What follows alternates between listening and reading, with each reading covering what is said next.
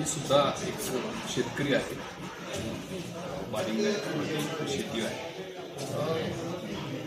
कृषीभूषण तानाजी दवंत हे 20-22 वर्षापासून ओळखतो. अतिशय अभ्यासू व्यक्तिमत्व आहे, शेतीविषयी अतिशय प्रेम आहे, त्यांना तळमळ आहे की ही शेती कशी शेतकऱ्यांना फायदेशीर होईल त्यासाठी त्यांचे सतत प्रयत्न चालू असतात.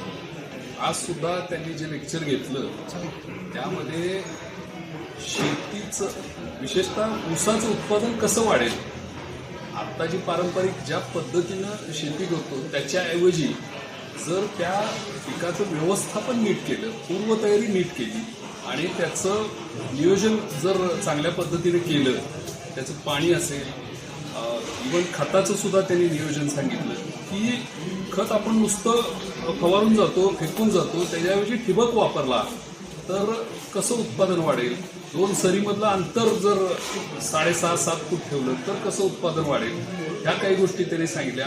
तुमच्या मुळांना हवा खेळती राहिली पाहिजे आणि त्या अँगलनंच सरीसुद्धा त्या अँगलनंच तयार केल्या पाहिजे. ज्या बाजून वारं जास्त आहे त्या बाजूच्याच सरी व्यवस्थित केल्या पाहिजेत, त्यामुळे हवा खेळती राहील आणि उत्पादन जास्त होईल. असे त्यांनी चांगले मुद्दे सांगितले आणि त्याचा नक्कीच सगळ्यांना आम्हाला फायदा होईल असं मला वाटतंय. धन्यवाद. अशाच प्रेरणादायी बातम्यांसाठी सबस्क्राईब करा इंडियन पोलीस मित्र भारत न्यूज चॅनेलला. संपर्क डॉक्टर सुरेश राठोड, संपादक 9623420295.